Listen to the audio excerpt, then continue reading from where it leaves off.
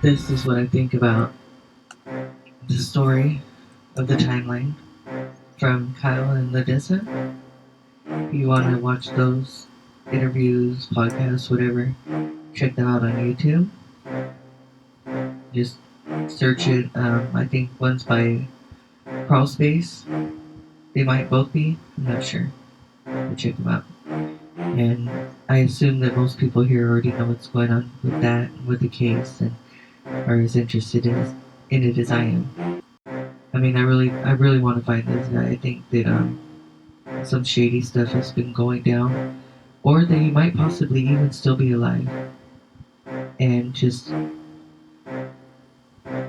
hasn't been found because he don't want to be found.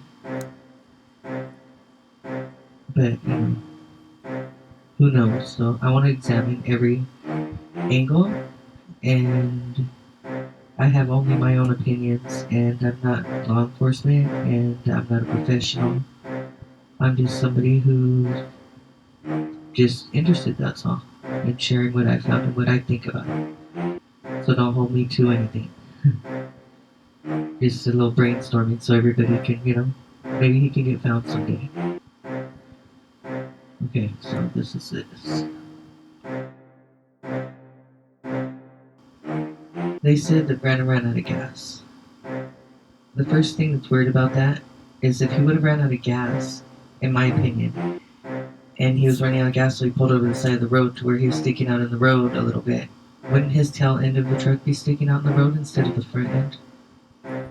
The front end sticking out into the road seems like he was pulling away, not pulling out of the road. You know what I mean? That's pretty weird. And if he would have gotten in his truck and his truck gas gauge was low, it would have dinged as soon as he turned his truck on. He would have known that he didn't have gas enough to make it to Crowley, which is like 4 miles away.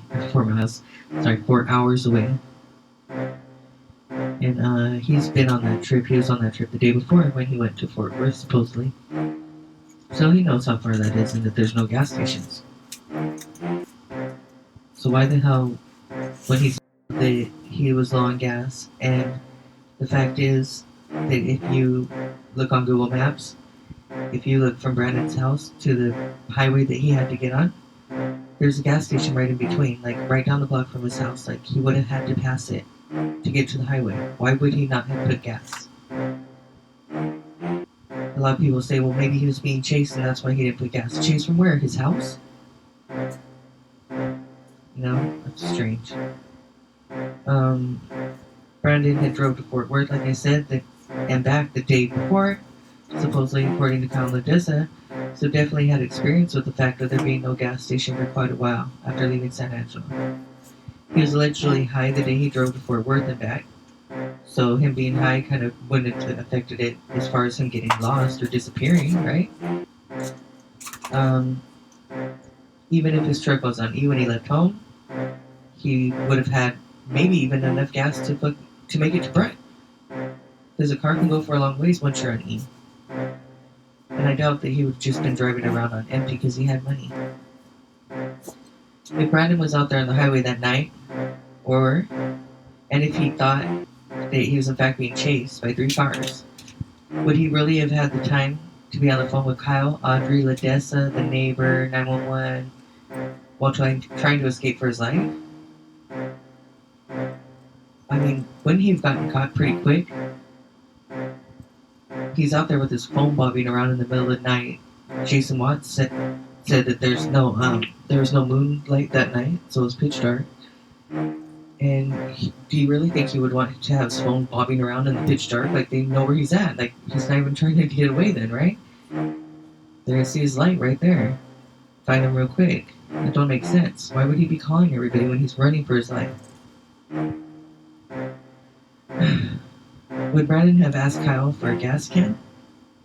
Wouldn't he have just wanted to help Kyle?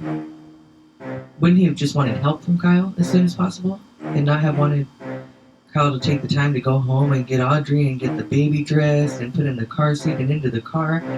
How long do you think it took them to get the baby and Audrey ready to go out? And Brandon's all this time being chased by guys trying to do harm to him, and he's asking Kyle for help. Do you think Brandon would really have cared about a gas can at that point? Wouldn't he have just wanted Kyle to just go, like, right that moment and chase after those guys and help him? Don't make sense. Why would Kyle bring his baby and his wife or girlfriend, whatever, his baby mama, out into the middle of a field after midnight to go encounter some kind of lunatics that are chasing Brandon? Or if nobody was chasing Brandon, would he wanted to bring his baby and his girlfriend out into the middle of nowhere with Brandon flipping out and tripping out on drugs? That don't make sense. Come on, why would he do that? Anyways, yeah, so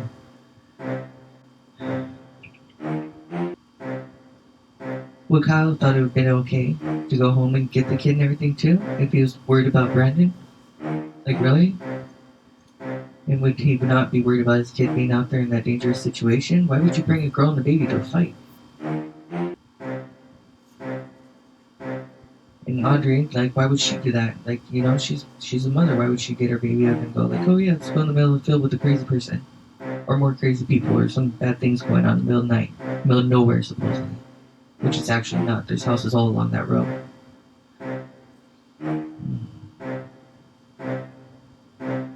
And Kyle admitted in a podcast that Brandon's never hallucinated that people were chasing after him or anything like that. So why would Kyle assume that Brandon was just flipping out and tripping out? Like, what would make him think that?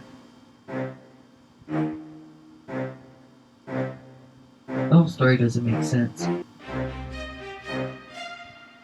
I think people should not assume that Brandon Lawson was on Highway 277 that night, or that it was for sure Brandon in the 911 call, or if it was Brandon in the 911 call, that it was not a recording from some other kind of call, or maybe a voicemail he had left to somebody being played for 911. Like, we just don't know.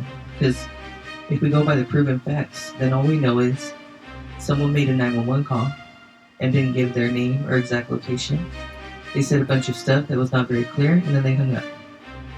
Kyle, 2 cops, Audrey, and a 4-year-old, a truck driver, and the co-worker Chris were the only ones out on Highway 277 that night.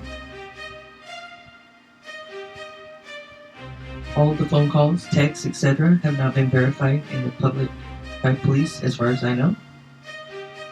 Ledessa did not demand a itemized phone call or phone list from the police. The police actually requested that themselves, and then the only reason Ledessa knew about it is because they were questioning her about calls that were made. And so that's a misconception that the public seems to be having too about that. And she hasn't corrected herself. Everything else, besides the facts that we know for facts, is just a story of events that are being told by 2 or more possible suspects in the disappearance of Brandon Lawson, for all we know. Thank you.